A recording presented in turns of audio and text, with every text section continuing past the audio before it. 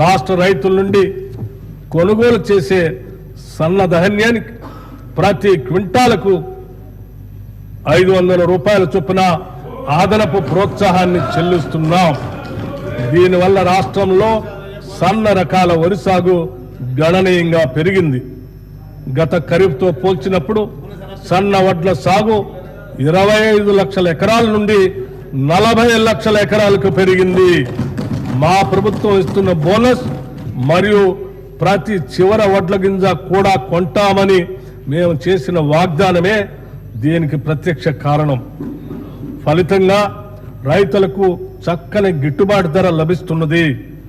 ఖరీఫ్ సీజన్లో సన్న వడ్లు పండించిన రైతులకి 1206,44 కోట్ల రూపాయల బోనస్ చెల్లించడం జరిగింది.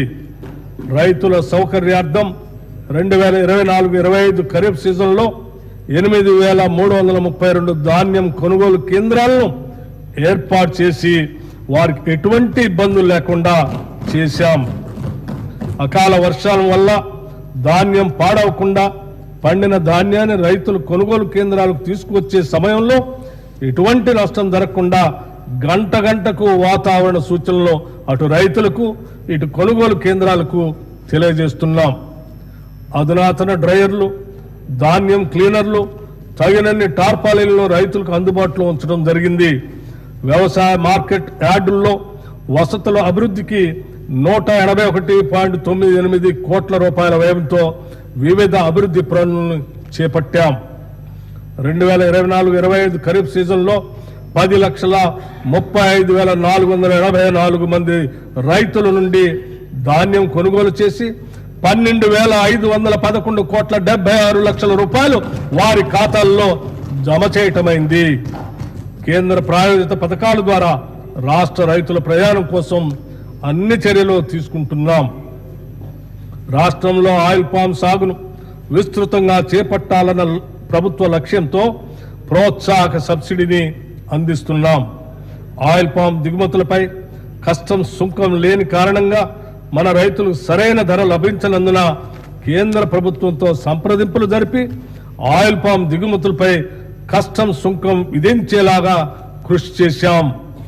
తద్వారా ఆయిల్ పామ్ రైతులకు టన్నుకి 2,000 రూపాయలు అదనపు లబ్ధి చేకూరి ఆయిల్ పామ్ సాగు మరింత లాభదాయకంగాను ఆకర్షణీయంగాను మారింది.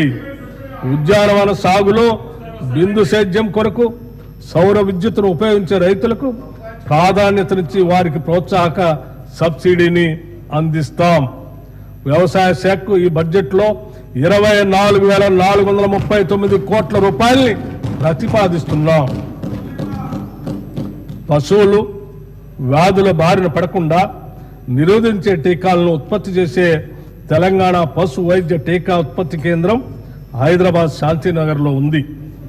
ఈ వెటర్నరీ బయోలాజికల్ రీసెర్చ్ ఇన్స్టిట్యూట్ ని మామిడిపల్లికి తరలించి 300 కోట్ల రూపాయలతో భారీగా విస్తరింపజేస్తున్నాం. అంతేకాకుండా కొత్త వ్యాక్సిన్ల ఆవిష్కరణకు అవసరమైన పరిశోధనలు చేపట్టే నిమిత్తం 100 కోట్ల రూపాయలతో